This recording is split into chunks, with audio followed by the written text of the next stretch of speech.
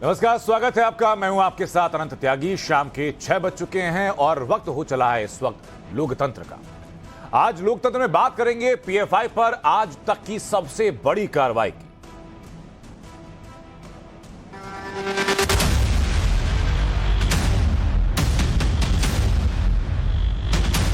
ये मोहम्मद वसीम का घर है, यहाँ पर छापेमारी की थी। बहुत इंपॉर्टेंट दस्तावेज भी यहाँ से सीज किया गया है। पीएफआई के कई ठिकानों पर रेड की है। इस वक्त करीब 114 लोगों को गिरफ्तार किया जा चुका है देश भर से।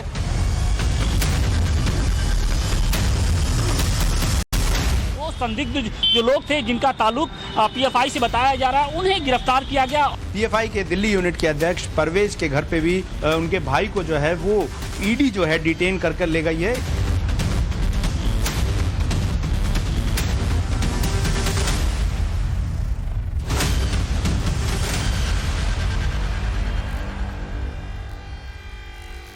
तो सबसे पहले आपको पीएफआई पर इस वक्त की 10 ब्रेकिंग न्यूज बताने में जा रहा हूं। आज पहली ब्रेकिंग न्यूज, पीएफआई के हिंदू विरोधी एजेंडे पर सबसे बड़ा एक्शन आज हुआ है। दूसरी ब्रेकिंग न्यूज ये कि 14 राज्यों में, देश के 14 राज्यों में पीएफआई के 80 ठिकानों पर एनआईए ने रेड की है।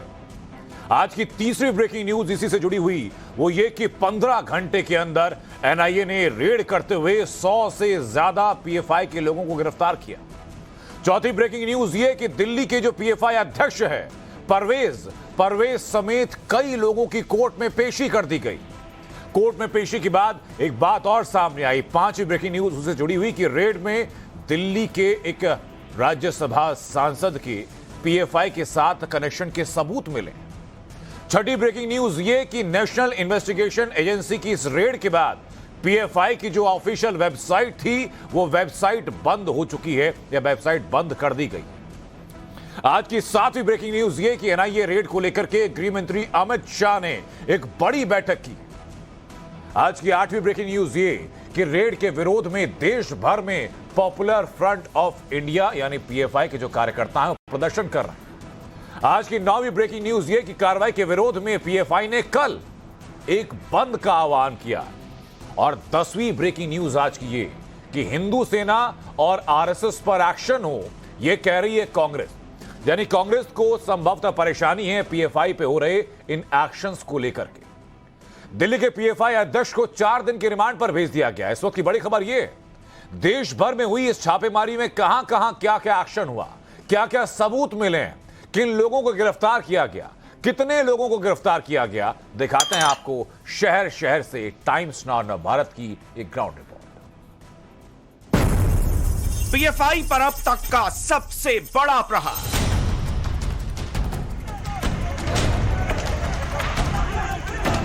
पीएफआई और ईडी ने देश भर में ज्वाइंट रेड की है और पीएफआई के कई ठिकानों पर रेड की है। इस वक्त करीब 114 लोगों को गिरफ्तार किया जा चुका है देश भर से। एनआईए ईडी का शिकंजा, बंद होगा पीएफआई का धंधा।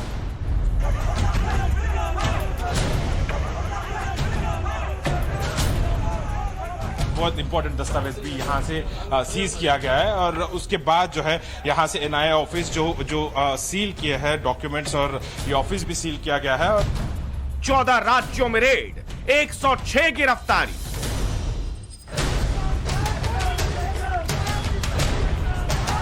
एटीएस की टीम ने कुल 2 संदिग्ध जो लोग थे जिनका ताल्लुक पीएफआई से बताया जा रहा है, उन्हें गिरफ्तार किया गया। और अब ये मोहम्मद वसीम का घर है, यहाँ पर सुबह 5 बजे के आसपास से एनआईए और यूपी एटीएस की टीम ने छापेमारी की थी। एक एक कर खुलेगी पीएफआई की टेरर फाइल।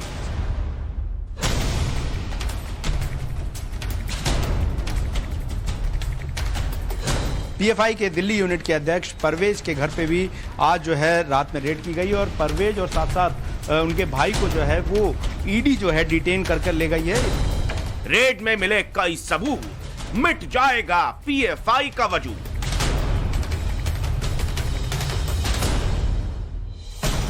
ऑपरेशन मिडनाइट में फंसा पीएफआई।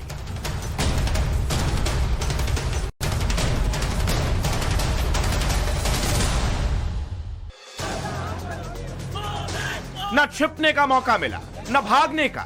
पूरी तैयारी, पूरे होमवर्क के बाद रात के अंधेरे में 14 राज्यों में एनआईए, ईडी, राज्यों की पुलिस और अलग अलग टीमों ने पीएफआई के ठिकानों पर स्ट्राइक कर दिया। देश भर में एनआईए के ठिकानों पर एक साथ रेड मारी गई, कई दस्तावेज और सबूत बरामद किए गए, पीएफआई के कई गुर्गों को गिरफ्तार किया गया। 14 राज्यों में टेरर लिंक के खिलाफ कार्रवाई की जा रही है। अब तक 100 से ज्यादा गिरफ्तारियां हो चुकी हैं। जांच एजेंसियों के इस एक्शन में 300 से ज्यादा अधिकारी शामिल हैं और 80 से ज्यादा ठिकानों पर एक साथ छापेमारी की गई। सबसे पहले देख लीजिए कि देश भर में कहां-कहां छापेमारी की गई है। दिल्ली, यूपी, मध्य प्रदेश, राजस्थान, बिहार, महाराष्ट्र, पश्चिम बंगाल, केरल, कर्नाटक, तमिलनाडु, असम, आंध्र प्रदेश, तेलंगाना और पुडुचेरी। पीएफआई पर एक्शन बीती रात से ही जारी है। टाइम्स नाउ नव भारत के रिपोर्टरों की टीम भी देश भर में रेड की रिपोर्ट भेज रही है। आपको एक एक करके दिखाते हैं किस राज्य में कहां रेड मारी गई, क्या सबूत मिले और कितनी गिरफ्तारियां हुई। सबसे पहले दिल्ली में छापेमारी की पूरी अपडेट देखिए। दिल्ली के शाहीन बाग, ओखला और सीमापुरी में पीएफआई के ठिकानों पर छापेमारी की गई। देर रात दिल्ली के शाहीन बाग में पीएफआई के हेड ऑफिस पर ईडी और एनआईए की टीम ने जॉइंट रेड की। इस वक्त हम पीएफआई के हेडक्वार्टर में मौजूद हैं जो शाहीन बाग इलाके में है, और आप देख सकते हैं ये जहां पे शटर लगा है यही पीएफआई का ऑफिस था। यहां पे बोर्ड लगे हुए थे, लेकिन जब देर रात रेड हुई है उसके बाद यहां पे बोर्ड हटा दिए गए हैं। यहाँ पोस्टर जो लगे थे वो हटा दिए हैं और यहाँ का जो रास्ता है, एक रास्ता यहाँ अंदर बेसमेंट से होते हुए फर्स्ट फ्लोर की तरफ जाता है जहाँ पे पीएफआई का मेन ऑफिस है, जहाँ पे जितने भी पीएफआई के बड़े नेता आते थे, जहाँ वो बैठ के विचार विमर्श और अपने काम करते थे, वो आपको दिखाते हैं। फिलहाल अब देखिए ये जो फर्स्ट फ्लोर के जाने का रास्ता है वो इस तरफ से है, और ये देखिए ये जो सील्ड गेट है वो यहाँ पे पीएफआई और ईडी की ज्वाइंट रेड के बाद लगाया गया है। इस वक्त परवेज अहमद की बात करें, जिनको दिल्ली से उठाया है, वो इस वक्त ईडी के ऑफिस में है। परवेज के भाई को भी हिरासत में लिया गया है। इसके अलावा दिल्ली के ओखला इलाके में ईडी के अधिकारी रात 3 बजे पीएफआई के दिल्ली अध्यक्ष के घर पहुंचे और भारी तैनाती के बीच परवेज अहमद को गिरफ्तार कर लिया गया।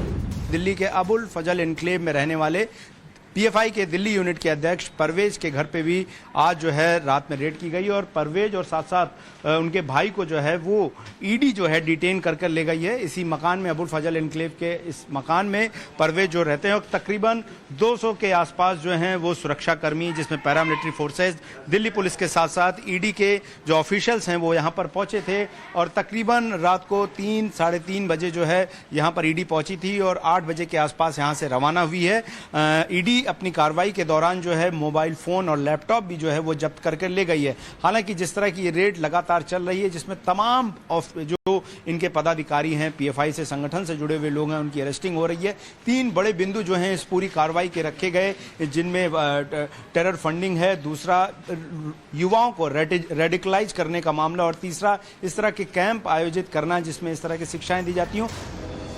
इसके अलावा दिल्ली के सीमापुरी इलाके में भी पीएफआई के ठिकानों पर रेड मारी गई। कुल मिलाकर दिल्ली के 3 इलाकों में छापेमारी में 3 गिरफ्तारियां की गई हैं। ईडी और एनआईए दफ्तर की सुरक्षा भी बढ़ा दी गई। एनआईए की टीम ने यूपी में लखनऊ, वाराणसी, बहराइच समेत 8 ठिकानों पर छापेमारी की। एनआईए की टीम ने लखनऊ के इंदिरा नगर में छापेमारी कर एक शख्स को गिरफ्तार किया है। इस वक्त हम लखनऊ के इंदिरा नगर में मौजूद हैं और ये मोहम्मद वसीम का घर है। यहाँ पर सुबह 5 बजे के आसपास से एनआईए और यूपी एटीएस की टीम ने छापेमारी की थी और 5 बजे से करीब 4 घंटे के आसपास पूछताछ की, और पूछताछ के बाद मोहम्मद वसीम को गिरफ्तार करके जो एनआईए की टीम है वो अपने साथ लेकर गई है। आपको बता दें कि कुछ दस्तावेज और इलेक्ट्रॉनिक डिवाइसेस भी मोहम्मद वसीम से बरामद हुई हैं, और इसके साथ साथ ये भी कहा जा रहा है कि इससे पहले भी मोहम्मद वसीम, जो कि टेलरिंग का काम करता है और इसकी 2 दुकानें लखनऊ में मौजूद हैं, ये गिरफ्तार हो चुका है। इससे पहले जब सीए और एनआरसी का दंगा हुआ था तो यूपी एसटीएफ ने इसको गिरफ्तार किया था, और इसके पहले एक और मामले में इसी से जुड़े लिंक के तहत ये गिरफ्तार हो चुका है। दिल्ली से 3, यूपी से 8, एमपी से 4, महाराष्ट्र से 20, केरल से 22, कर्नाटक से 20, तमिलनाडु से 10, असम से 8, आंध्र प्रदेश से 5, पुडुचेरी से 2 और राजस्थान से पीएफआई के 2 एजेंट गिरफ्तार किए गए। वाराणसी में भी आज छापेमारी हुई और इस दौरान आदमपुर और जैतपुरा इलाके से एनआईए और एटीएस की टीम ने कुल 2 संदिग्ध जो लोग थे जिनका ताल्लुक पीएफआई से बताया जा रहा है, उन्हें गिरफ्तार किया गया और अब उन्हें लखनऊ लाया गया है और यहां पर उनसे पूछताछ की जाएगी और इसके साथ ही पीएफआई से जुड़ी हुई जो तमाम गतिविधियां हैं उसके बारे में जानकारी इकट्ठा की जाएगी। बताया जा रहा है कि सुबह लगभग 4 बजे के आसपास एटीएस और जो एनआईए की टीम है वो इस इलाके में पहुंची और इसके बाद जो सामने आप ये गली देख रहे हैं, इसी गली में टीम वहां पर पहुंचती है। जांच एजेंसी बताया ये जा रहा है कि इन लोगों के पास से कुछ अहम दस्तावेज मिले हैं, इसके साथ ही कुछ पोस्टर के अलावा कुछ बैनर्स भी मिले हैं, इसके अलावा तमाम तरह के जो इलेक्ट्रॉनिक्स गैजेट्स हैं वो भी मिले हैं और उन सभी को जब्त करने के बाद उनसे पूछताछ की गई और इसके बाद उन्हें लखनऊ लाया गया। इसके अलावा वाराणसी में भी 2 अलग अलग ठिकानों पर छापेमारी कर 2 लोगों को गिरफ्तार किया गया है। यूपी में कुल 8 लोगों को गिरफ्तार किया जा चुका है। दिल्ली यूपी के अलावा एमपी में भी पीएफआई के ठिकानों पर ताबड़तोड़ छापेमारी की गई। मध्य प्रदेश के इंदौर और उज्जैन में रेड की गई। इंदौर में सुबह 4 बजे बंबई बाजार इलाके समेत तमाम जगहों पर कार्रवाई हुई। अभी हम इस वक्त मौजूद है इंदौर के पीएफआई के इस ऑफिस में जहां पर ये ऑफिस संचालित किया जा रहा था। ये ऑफिस शहर के बीचों बीच एक ऐसे क्षेत्र में संचालित किया जा रहा था जहां ये अनुमान लगाना भी कोई वाजिब नहीं समझता कि एक ऐसे स्थान पर भी पीएफआई अपना ऑफिस का संचालन कर रहा हो। आप देख सकते हैं कि ऑफिस के पास में यहाँ पर एक जिम भी चलाई जा रही थी। जिम के साथ साथ यहाँ पर एक इतना सकड़ा रास्ता है जहाँ से अनुमान लगाना भी उचित नहीं हो सकता कि कहीं ऐसी जगह पर भी पीएफआई के ऐसे दफ्तर संचालित किए जा रहे होंगे। वहीं हम बात करें कि मध्य प्रदेश के इंदौर और उज्जैन से लगभग अभी तक 4 लोगों की एनआईए ने गिरफ्तारी की है। ये चारों लोग पीएफआई के से जुड़े हुए थे। वहीं इनसे जानकारी के आधार पर यह भी अभी अनुमान लगाया जा रहा है कि इनसे जो पूछताछ एनआईए ने की है उसके बाद मध्य प्रदेश के मालवा निमाड़ के साथ साथ निमाड़ के जो खरगोन और खंडवा क्षेत्र हैं यहाँ से भी भी कुछ लोगों की अभी गिरफ्तारी की जा सकती है। मध्य प्रदेश के पीएफआई प्रमुख अब्दुल करीम गिरफ्तार कर लिए गए। टेरर फंडिंग मामले में छापेमारी हुई है। कई हिसाब किताब के दस्तावेज और साहित्य बरामद किए गए। महाराष्ट्र में भी बड़े स्तर पर पीएफआई के ठिकानों पर छापेमारी हुई। यहां महाराष्ट्र एटीएस ने 4 अलग अलग मामले दर्ज किए। मुंबई, नवी मुंबई, ठाणे, औरंगाबाद, पुणे, कोल्हापुर, बीड, परभणी, नांदेड़, मालेगांव और जलगांव में यह छापेमारी हुई है। महाराष्ट्र में पीएफआई के 20 से ज्यादा लोग हिरासत में लिए गए। जलगांव में पीएफआई का सोशल मीडिया का काम देखने वाले अब्दुल हादी गिरफ्तार किए गए हैं। औरंगाबाद में 3 लोग पकड़े गए। कोल्हापुर से पीएफआई पदाधिकारी अब्दुल मौज की गिरफ्तारी की गई। मालेगांव से नासिक डिस्ट्रिक्ट प्रेसिडेंट मौलाना सैफुर रहमान को हिरासत में लिया गया। लोगों को फिलहाल कस्टडी में लिया गया है। वो मालेगांव से नासिक पीएफआई प्रेसिडेंट हो या फिर भिवंडी के पीएफआई प्रेसिडेंट हो, इन लोगों के न सिर्फ मोबाइल जब्त किए गए, इनके घर पर मिले जो लैपटॉप थे वो जब्त किए गए हैं। ये भी सूत्रों के आधार पर पता चला है कि कुछ हार्ड डिस्क भी मिली हैं। साथ ही साथ जो मोबाइल और लैपटॉप की चिप्स होती हैं, मेमोरी चिप्स, वो भी उनके घर से मिली हैं। जिन सारी चीजों को सीज किया गया है एनआईए की इस रेड के दौरान, तो कहा जा सकता है कि लोगों को एक तरफ कस्टडी में लिया जा रहा है, उनके जितने पर्सनल गैजेट्स थे उनको भी जब्त किया जा रहा है। साथ ही साथ जो उनके पास से नॉन यूजेबल पुराने गैजेट्स पाए गए हैं उनको भी जब्त किया गया है। यानी कि ये जरूर साफ है कि ना सिर्फ प्रेजेंट जो उनकी मूवमेंट थी उस पर निगरानी रखी जा रही है, बल्कि जो पुरानी हरकतें हुई हैं उसकी भी जो है चीजें देखी जाएंगी। एनआईए की टीम ने बिहार के पूर्णिया में भी छापेमारी की। पूर्णिया स्थित पीएफआई के प्रदेश कार्यालय में एनआईए की टीम ने दबिश दी। सीमांचल के कई अन्य इलाकों में भी एनआईए की टीमों द्वारा छापेमारी की सूचना मिल रही है। इस छापेमारी में 2 दर्जन से ज्यादा सदस्यों की कुंडली खंगाली जा रही है। जब से फुलवारी शरीफ मॉड्यूल का पता चला था और जिस तरह से दस्तावेज वहां से मिले थे, इसके बाद ये बात सामने आ गई थी कि ये जो पीएफआई का जो लिंक है देश विरोधी गतिविधि में शामिल होने का, वो आने वाले समय में उसका खुलासा लगातार होगा। और इसी के तहत लगातार बिहार के अलग अलग जिले में जिस तरह से ईडी और जो एनआईए की जो छापेमारी है वो लगातार पिछले कई दिनों से देखी जा रही है, उसी तहत आज भी ये छापेमारी, खास करके जो सीमांचल के इलाके हैं, पूर्णिया, किशनगंज, इस इलाके में सबसे ज़्यादा जो उस समय भी हमने जो खबरें दिखाई थी कि किस तरह से यहां से लोगों को उस पूरे शामिल कराया जा रहा है इस पूरे मुहिम में, तो ऐसे में इस इलाके पर सबकी नज़र थी। और खास करके पूर्णिया, जिसको कि एक कह सकते हैं सेंटर बनाया गया था इस पूरे सीमांचल, चूंकि ये बॉर्डर से जुड़ा हुआ इलाका है।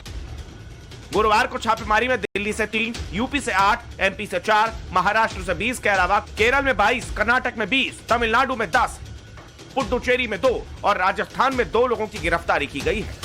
ये एनआईए पर अभी तक का सबसे बड़ा एक्शन है।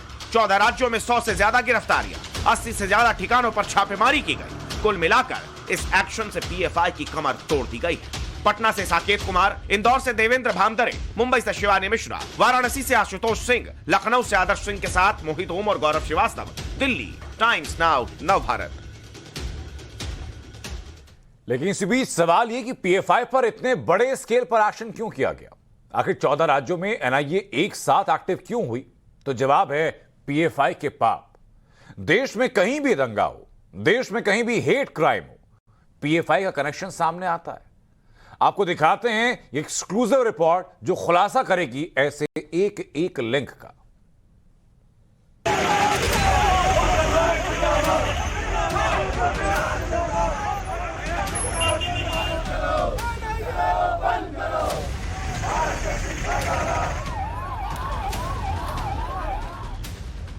पीएफआई का एक्शन हुआ तो हंगामा भी खूब मचा।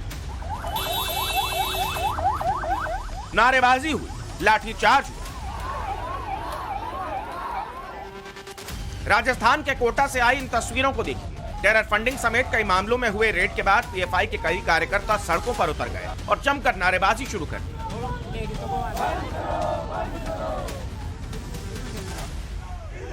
केरल के कन्नूर में तो पीएफआई के कार्यकर्ताओं ने उग्र प्रदर्शन कर दिया। बीच सड़क पर नारेबाजी के बाद पुलिस से भिड़ गए।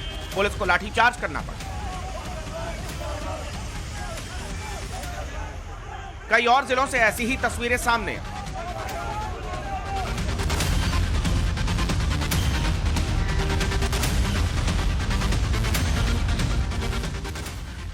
पीएफआई के दफ्तर, संगठन से जुड़े लोगों के घरों में छापेमारी की कार्रवाई चल रही है। पीएफआई की जिहादी सोच पर एनआईए और ईडी की तरफ से जांच का चाबुक चला है।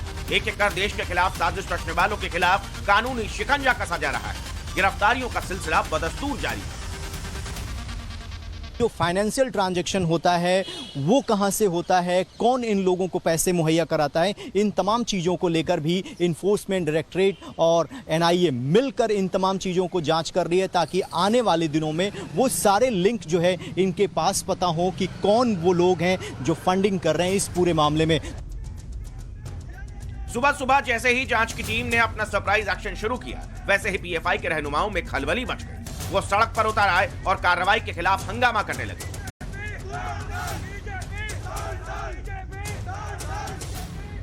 लेकिन इससे ना जांच रुकी, ना ही एनआईए और ईडी के अधिकारी पीछे हटे। उल्टे जो लोग कार्रवाई में रुकावट डाल रहे थे उन्हें गिरफ्तार करके जेल भेज दिया गया। टेरर फंडिंग के अलावा कई ऐसे विवाद हैं जिनकी वजह से पीएफआई लगातार सवालों के घेरे में है और इसी की वजह से जांच की आंच उस तक पहुंच गई है। बार बार ऑपोजिशन की तरफ से ये सवाल उठ रहे थे कि अगर सेंट्रल गवर्नमेंट और सेंट्रल एजेंसियों को इस बात की जानकारी है कि हर सांप्रदायिक दंगे में पीएफआई का हाथ है तो आप एक्शन क्यों नहीं लेते हैं।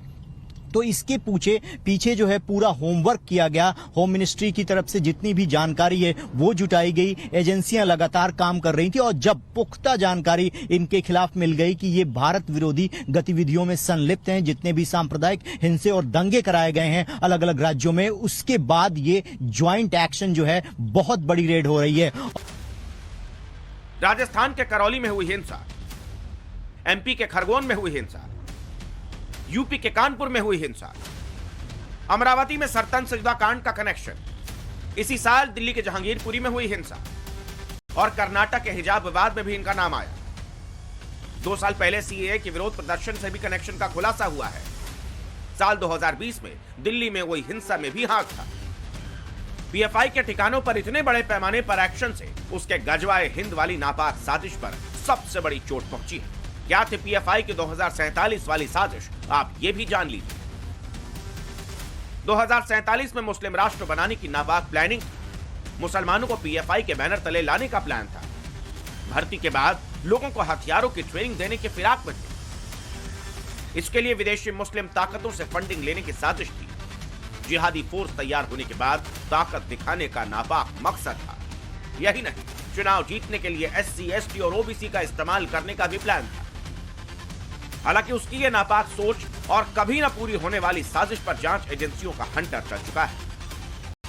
उसके देश विरोधी मंसूबों को छानबीन करने वाली टीम ने मात दे दी। अभी तो ये आगाज है, पीएफआई को बड़े बड़े अंजाम के लिए अभी तैयार रहना होगा। दिल्ली से रविकांत राय और मोहित ओम के साथ bureau report, times now, Navbharat. और इस बीच बड़ी खबर यह कि मुंबई एटीएस के रिमांड पर पीएफआई के 5 सदस्य इस वक्त आ चुके। कोर्ट ने 5 दिन की रिमांड भेजी और एटीएस को रिमांड सौंप दिया। वो 5 लोग कौन कौन से बताते हैं आपको। शेख सादिक है, मोहम्मद इकबाल है, मजहर खान है, मोमिन मिस्त्री है और आसिफ हुसैन है। इन 5 लोगों को एटीएस के रिमांड पर 5 दिन के लिए भेज दिया गया। एटीएस ने कोर्ट में कहा कि हमें संदिग्ध सामग्री मिली है और यूएपीए के तहत इन आरोपियों पर केस दर्ज हो। ये कहना है एटीएस का। हमारे सहयोगी शिवानी मिश्रा लगातार हमारे साथ बनी हुई हैं। शिवानी, इन 5 लोगों के बारे में क्या अपडेट सामने है? देखिए, यहाँ पर इंटरेस्टिंग बात यह है कि इन 5 की जो वकील है उनका साफ तौर पर ये कहना है कि ये पीएफआई के एक्टिव मेंबर्स नहीं है और ये एजेंसी द्वारा खाली इल्जामात लगाए जा रहे हैं और कोई भी ऐसा मटेरियलिस्टिक एविडेंस नहीं मिला है जो इस बात को सिद्ध करे कि ये पीएफआई के वर्कर हैं या उनके साथ जुड़े हुए हैं।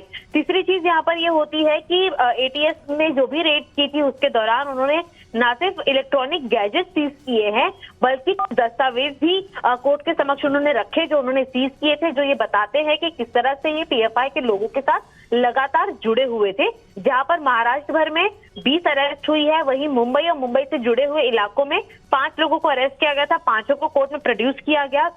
सभी को 5 दिन की जो है वो कस्टडी में भेजा गया है। हालांकि यहाँ पर एक चीज कोर्ट के समक्ष रखी गई थी, यूएपीए का केस लगाया गया है। इसीलिए जो भी उनके मोबाइल से डेटा निकले हैं, जो कि उनके लैपटॉप से डेटा निकले हैं और जो डॉक्यूमेंट्स निकले हैं प्राइमरी अभी तक एटीएस के सामने, उसमें ये कहीं ना कहीं एटीएस को सिद्ध होता है कि ये सभी पीएफआई के साथ टेरर एक्टिविटी में एक्टिवली सपोर्टेड थे। हालांकि इसके अलावा भी एक और खास बात महाराष्ट्र की ये भी देखने को मिलेगी कि कई अन्य अक्यूज जिन्हें अरेस्ट किया गया था एटीएस और एनआईए की टीम द्वारा, उन्हें नासिक के जिला सत्र जो कोर्ट है वहां पर भी प्रोड्यूस किया गया और उन सभी को अन्य 4 से 5 और आरोपी और हैं जिन्हें की पॉपुलर फ्रंट ऑफ इंडिया। जी, बहुत शुक्रिया शिवानी आपका हमसे जुड़ने के लिए और जानकारी देने के लिए। एक छोटे से ब्रेक का वक्त है, जल्द वापस लौट रहे हैं एक स्पेशल रिपोर्ट के साथ। और वक्त है स्पेशल रिपोर्ट का जिसमें आपको कराएंगे महाकाल की उस नगरी के दर्शन जिसका 11 अक्टूबर को प्रधानमंत्री नरेंद्र मोदी करेंगे उद्घाटन। वाराणसी में काशी विश्वनाथ के बाद उज्जैन में भी महाकाल कॉरिडोर का पहला फेज बनकर तैयार हो चुका है। काशी से कई गुना बड़े इस कॉरिडोर को देखकर ऐसा लगता है जैसे महादेव की नगरी सीधे स्वर्ग से जमीन पर उतर आई। कैसा है महाकाल का दिव्य भव्य कॉरिडोर, हमारी इस एक्सक्लूसिव रिपोर्ट में आप देखिए।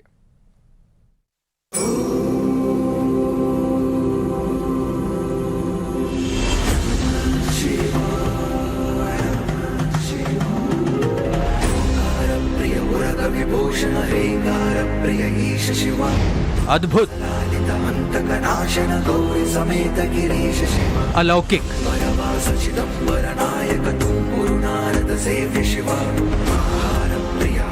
आदित्य,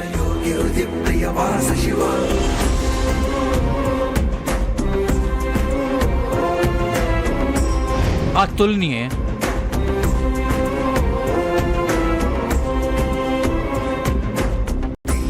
अविश्वसनीय, कालों के काल महाकाल की नगरी उज्जैन धरती पर स्वर्ग का एहसास करा रही है। यहाँ महाकालेश्वर तो पहले से मौजूद हैं। अब भगवान शिव के एक नहीं बल्कि 190 रूप भी साक्षात विराजमान हैं। ऐसा लग रहा है जैसे कालों की समय सीमा को दरकिनार कर 7 ऋषि भी एक साथ महादेव की आराधना में खुद उज्जैन पहुंच गए हैं। ये सत्य और सुंदर रूप उज्जैन का है, जहां महाकाल कॉरिडोर का पहला फेज बनकर तैयार हो चुका है, जिसका शुभारंभ करने खुद प्रधानमंत्री नरेंद्र मोदी आने वाले हैं। 11 अक्टूबर को माननीय प्रधानमंत्री जी महाकाल महाराज की नगरी पधारेंगे और प्रथम चरण के कार्यों का लोकार्पण करेंगे। प्रधानमंत्री महाकाल कॉरिडोर का लोकार्पण 11 अक्टूबर को करेंगे, लेकिन उससे पहले आज ही हम आपको टाइम्स नाउ नव भारत पर भव्य, दिव्य और नव्य महाकाल कॉरिडोर के दर्शन कराएंगे। हम आपको महाकाल परिसर के अंदर भी ले चलेंगे, लेकिन सबसे पहले आपको रुद्र तालाब के करीब की तस्वीर दिखाते हैं।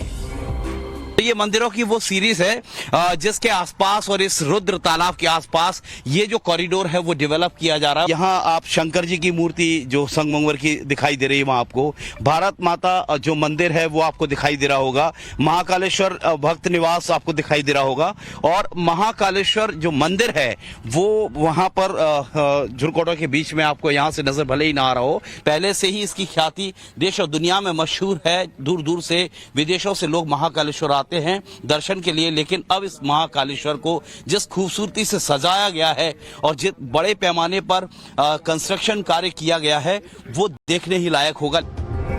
महाकाल कॉरिडोर काशी विश्वनाथ कॉरिडोर से भी कई गुना बड़ा है। भव्यता और सुंदरता ऐसी कि शिव भक्तों की आंखें इसके कोने कोने को बस निहारती रह जाएंगी। महाकाल प्रोजेक्ट 750 करोड़ रुपए का है। फिलहाल पहले फेज का काम पूरा हो चुका है, जिस पर करीब 316 करोड़ रुपए खर्च हुए हैं। दूसरा फेज भी 1 साल के अंदर पूरा हो जाएगा। पहले महाकाल परिसर सिर्फ 2 हेक्टेयर का था, अब पूरा कॉरिडोर 47 हेक्टेयर का हो जाएगा। महाकाल परिसर विस्तार का कार्य माननीय मुख्यमंत्री जी ने जो एक विजन लिया था और जो उन्होंने हम लोगों को निर्देश प्रदान किए थे, जैसे उनकी परिकल्पना थी, उसके आधार पर फेज 1 का काम लगभग कंप्लीट है। दोनों फेज मिलाकर 750 करोड़ रुपए का पूरा कार्य है, जिसमें माननीय मुख्यमंत्री जी के द्वारा अधिकांश पैसा राज्य सरकार से दिया गया है। और इस परियोजना के क्रियान्वयन के बाद में जो हमारा मंदिर का परिसर था, जो केवल 2 हेक्टेयर का हुआ करता था, वो बढ़कर 47 हेक्टेयर का होने वाला है। महाकाल कॉरिडोर में देवी देवताओं की अद्भुत प्रतिमाएं हैं। भगवान शिव के ही 190 रूप हैं, यानी नजारा देवलोक जैसा है। और इस वक्त महाकाल कॉरिडोर के उस अट्रैक्टिव पॉइंट पर खड़े हुए हैं जहां से हम कहें कि सप्तऋषि जो बनाए गए हैं, सप्तऋषियों की जो मूर्तियां स्थापित की गई हैं। आप देखिए कमल पर विराजमान एक सप्तऋषियों में से एक ऋषि ये हैं। इसी तरह से 7 ऐसे ऋषि हमारे चारों ओर आपको नजर आएंगे। अलग अलग ऋषियों को विराजमान किया गया है जो सप्तऋषि के नाम से जाने जाते हैं, और इतनी खूबसूरती के साथ इनका जो यहाँ पर इनको बैठाया गया है, और जो पत्थरों का जो काम किया गया है, जितना ग्रेसफुली जो स्टोन वर्क किया गया है, उस पर भी तमाम मूर्तियां उकेरी गई हैं। आप देखिए यहाँ पर बच्चे को दूध पिलाती हुई माँ आपको नजर आएगी, वहाँ आपको 2 और बच्चे नजर आएंगे, और यहाँ सप्तऋषि की जो मूर्तियां हैं, इसी तरह की 7 मूर्तियां यहाँ पर लगाई गई हैं। महाकाल के नए विशाल परिसर में जिन सप्तऋषियों की मूर्तियां लगाई गई हैं, उनमें कश्यप, अत्रि, भारद्वाज, विश्वामित्र, गौतम, जमदंगी और वशिष्ठ हैं। जो कॉरिडोर है उसके दूसरी तरफ शिव स्तंभ हैं जो 108 की संख्या में है, और वहां पर शिव के आनंद तांडव के 108 जो मुद्राएं होती हैं उनको प्रदर्शित किया गया है। और इसके अलावा उस पूरे एरिया में अलग अलग जगहों पर सप्तऋषि मंडल है, शिव स्तंभ है, त्रिपुरासुर का एक बहुत बड़ा स्कल्पचर है, और कई सारी दूसरी मूर्तियां और स्कल्पचर्स जो शिव पुराण या शिव के जीवन के प्रसंग जो दिखाती हैं, उनसे जुड़ी हुई मूर्तियां यहाँ पर बनाई गई हैं। शिव पुराणों में जो लिखा है, सनातन धर्म ग्रंथों में भगवान शिव की जिस महिमा का बखान है, वो सब कुछ इस विशाल परिसर में एक साथ मौजूद होंगे। ये कॉरिडोर सनातन और नूतन का अद्भुत संगम है। इस पूरे काम में देखें तो मेनली 4 कंपोनेंट हैं। पहला 450 गाड़ियों की सरफेस पार्किंग है, और उसके ऊपर सोलर पैनल्स भी हैं, जिससे कि इस पूरे एरिया का जो परिसर का हमारा एरिया है उसकी लगभग 80-90% जो इलेक्ट्रिसिटी है उसकी सप्लाई वहां से हो जाया करेगी। उसके बाद 2 गेट हैं, नंदी द्वार और पिनाकी द्वार, इनके माध्यम से श्रद्धालु यहाँ पर प्रवेश करेंगे। आप देख सकते हैं कि जो म्यूरल्स की एक पूरी श्रृंखला है, 900 मीटर का जो हमारा कॉरिडोर है, उस पे एक म्यूरल्स की श्रृंखला है जिसपे शिव पुराण से संबंधित जो स्टोरीज हैं उनको उकेरा गया है। रात में भी अच्छी तरीके से वो हाईलाइट हो सके, इसके लिए लाइटिंग भी इसमें लगाई गई है और इनके बारे में दर्शक अच्छी तरीके से जान सके इस हेतु ऑडियो गाइड की सुविधा भी QR कोड के माध्यम से यहाँ पर उपलब्ध रहेगी। जिस नदी द्वार का जिक्र आपने सुना, उससे जुड़ा महाकाल पथ कैसा है वो भी देखिए। ये जो पूरा पथ है, रास्ता है, तो वहां आपको नंदी गेट नजर आ रहा होगा, जो मेन गेट होगा जहां से भक्तगण प्रवेश करेंगे। और ये पूरा महाकाल पथ होगा, यहां से शुरू होगा। और कैमरामैन से मैं कहूंगा कि आपको सारा नजारा एक ग्लिम्स में दिखाने की कोशिश करें। तो ये पूरा एक पथ होगा जहां से भक्तगण प्रवेश करेंगे और यहां से ये जो महाकाल पथ है वो वहां तक जाएगा, तकरीबन 200-300 मीटर की दूरी तक। ये बड़े बड़े खंबे यहाँ पर खूबसूरती से सजाए गए हैं, लाइटिंग की पूरी व्यवस्था की गई है और तरह तरह की मूर्तियां इसके आसपास लगाई गई हैं। महाकाल कॉरिडोर का कोना कोना, इंच इंच अद्वितीय है। कमल तालाब को देखेंगे तो बस देखते ही रह जाएंगे। ये वो तालाब है जिसे कमल तालाब नाम दिया गया है। इसमें खूबसूरत लाइटिंग होगी, पानी इसके अंदर झरने ऊपर तक जाएंगे, कलरफुल। वहाँ स्टैच्यू लगी हुई है शिव जी की और 4 जो शेर हैं वो चारों तरफ बिठाए गए हैं शिव जी की मूर्ति के। तो ये काफी ग्रेसफुल, काफी खूबसूरत नज़ारा होने वाला है जब इसको फाइनल टच दिया जाएगा। पहले फेज का काम करीब करीब पूरा हो चुका है। चूंकि 11 अक्टूबर को प्रधानमंत्री नरेंद्र मोदी के हाथों इसका उद्घाटन होना है, ऐसे में बाकी बचे काम भी जल्द से जल्द पूरे हो जाएंगे। माननीय प्रधानमंत्री जी के कार्यक्रम से पहले हमारा अभी का फोकस इस पे है कि हम लोग पहले इस काम को कुछ जो थोड़े बहुत हमारे काम बचे हैं उनको कंप्लीट कर लें और सारे काम 30 सितंबर तक हमारा पूरा करने का लक्ष्य है। इसके अलावा जनता को इस पूरे प्रोजेक्ट से जोड़ने के लिए, माननीय प्रधानमंत्री जी की विजिट से जोड़ने के लिए हम लोग कई सारी चीजें प्लान कर रहे हैं। एक अनुष्ठान भी होगा जो विश्व कल्याण की भावना को ध्यान में रखते हुए मंदिर में उससे पहले हम लोग प्रारंभ करेंगे और कई सारे लोकल प्रोग्राम्स हम लोग करेंगे जिससे कि पूरे शहर को इस लोकार्पण के साथ में जोड़ा जा सके। महाकाल मंदिर के बिल्कुल करीब एक ऐसी संध्या वाटिका भी बनाई जा रही है जिसे दिन के उजाले में देखकर भी रात का एहसास होगा। ठीक मेरे पीछे आपको महाकाल मंदिर नजर आ रहा होगा, ओम श्री महाकालेश्वर मंदिर। और इस मंदिर के ठीक सामने हम जहाँ खड़े हुए हैं, पहले मैं इस जगह को आपको थोड़ा सा कैमरामैन से कहूंगा पूरा फ्रेमवर्क दिखा दें। ये पूरा फ्रेमिंग किया गया है चारों तरफ से, तकरीबन 50 स्क्वायर मीटर का ये एरिया होगा। तो इस एरिया में पूरा फ्रेमवर्क किया गया है और इसको आगे जाके नाम दिया जाने वाला है नाइट गार्डन। ये नाइट गार्डन कैसे होगा, क्या होगा, हमारे साथ जो आर्किटेक्ट है कृष्ण मुरारी जी वो हैं, उनसे हम बात करते हैं। कृष्ण मुरारी जी, एक और अट्रैक्शन पॉइंट होगा कि मंदिर के ठीक सामने नाइट गार्डन डेवलप होगा, कैसे क्या स्वरूप रहेगा इसका? इसका स्वरूप इसी तरह से रहेगा कि ये एक इस तरह का चलने का पैदल मार्ग बनाया है जिसमें जो पूरा बेल से ढका रहेगा और उसके चारों तरफ घने पेड़ों का प्लांटेशन किया जा रहा है, जिससे यहाँ पे दिन में भी आपको जंगल में जैसा अंधेरा रहता है उस तरह का फीलिंग आएगा। तो इसलिए इसे संध्या, हिंदी में हम संध्या वाटिका बोल रहे हैं, बाकी नाइट गार्डन इसीलिए कहा गया है। महाकाल के दर्शन के लिए उज्जैन में शिव भक्तों का तांता लगा रहता है, लेकिन अब इस दिव्यता से भरी नगरी को देखने वालों की तादाद कई गुना बढ़ जाएगी। ऐसे में श्रद्धालुओं के लिए यहाँ क्या खास इंतजाम होंगे वो भी सुनिए। विजिटर फैसिलिटी सेंटर का मतलब ये है कि मतलब आप सीधा मंदिर के प्रवेश द्वार में अंदर आ चुके हैं। यहाँ पे जूता रखने के लिए जूते स्टैंड हैं, क्लॉक रूम है, जो लोग सीधा रेलवे स्टेशन या बस स्टैंड से आते हैं उनके लिए लगेज रखने के लिए क्लॉक रूम है, मोबाइल और प्रेशियस आइटम रखने के लिए लॉकर रूम्स हैं और नहाने के लिए बाथरूम्स हैं, टॉयलेट फैसिलिटी है, ड्रिंकिंग वाटर फैसिलिटी है और आपका क्यू कॉम्प्लेक्स है। बड़ी बात यह है कि देवों के देव महादेव के इस कॉरिडोर को बनाने में सर्वधर्म समभाव का भी पूरा ख्याल रखा गया है। भारतीय संस्कृति को गंगा जमुनी तहजीब का मिश्रण यूं ही नहीं कहा जाता है।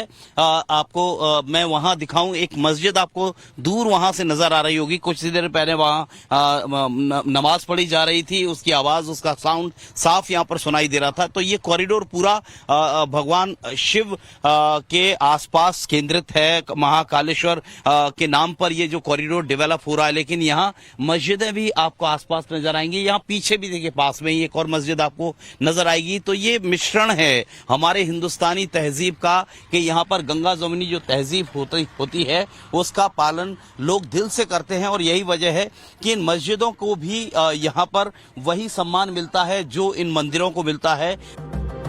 महाकाल कॉरिडोर सिर्फ प्रोजेक्ट भर नहीं है, ये मध्य प्रदेश और भारत के सांस्कृतिक गौरव की नई गाथा भी है। ऐसे में एमपी सरकार ने इसके उद्घाटन को महोत्सव के तौर पर मनाने का फैसला लिया है। ये आयोजन उज्जैन में तो हो गए, लेकिन उज्जैन के अलावा मध्य प्रदेश का हर गांव इस आयोजन से जुड़े, हर शहर इस आयोजन से जुड़े, इसकी भी पूरी योजना हम लोग बना रहे हैं। अब इंतजार हर किसी को 11 अक्टूबर का है, जब प्रधानमंत्री नरेंद्र मोदी उज्जैन आएंगे और महाकाल कॉरिडोर के पहले चरण का शुभारंभ करेंगे।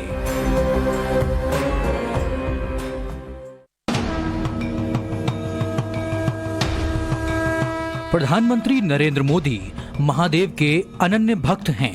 वो खुद वाराणसी के सांसद हैं, जो बाबा विश्वनाथ और आदि विश्वेश्वर महादेव की नगरी है। यहाँ 13 दिसंबर 2021 को ही प्रधानमंत्री ने काशी विश्वनाथ कॉरिडोर के पहले फेज का शुभारंभ किया था।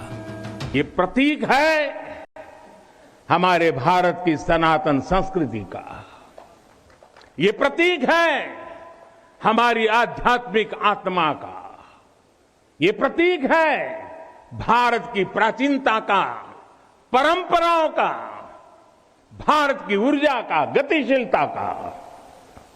आप यहां जब आएंगे तो केवल आस्था के ही दर्शन होंगे ऐसा नहीं है, आपको यहां अपने अतीत के गौरव का एहसास भी होगा। कैसे प्राचीनता और नवीनता एक साथ सजीव हो रही है, कैसे पुरातन की प्रेरणाएं भविष्य को दिशा दे रही हैं। ये कॉरिडोर प्रधानमंत्री का ड्रीम प्रोजेक्ट है, जिसका एक हिस्सा पूरा हुआ तो काशी का रंग बदल गया, रौनक बदल गई। 8 मार्च 2019 को नरेंद्र मोदी ने काशी कॉरिडोर का शिलान्यास किया था और रिकॉर्ड 2 साल 8 महीने में इसका पहला चरण पूरा हो गया। प्रधानमंत्री नरेंद्र मोदी ने लगभग 10 महीने पहले काशी वासियों को एक ऐसी सौगात दी जिसका इंतजार उन्हें लंबे समय से था। शिव भक्तों की सालों पहले मुराद को पूरा करते हुए पीएम ने यहां पर काशी विश्वनाथ कॉरिडोर के रूप में एक बड़ा तोहफा दिया। अब बाबा का ये सबसे बड़ा दरबार चमक रहा है, दमक रहा है। काशी विश्वनाथ कॉरिडोर बनने के बाद से न सिर्फ बाबा विश्वनाथ को सकरी गलियों से मुक्ति मिली, बल्कि जो यहाँ आने वाले शिव भक्त हैं उन्हें भी अब घंटों लाइन में नहीं लगना पड़ता है। अब उनका जो दर्शन है वो बेहद सहज और सुलभ तरीके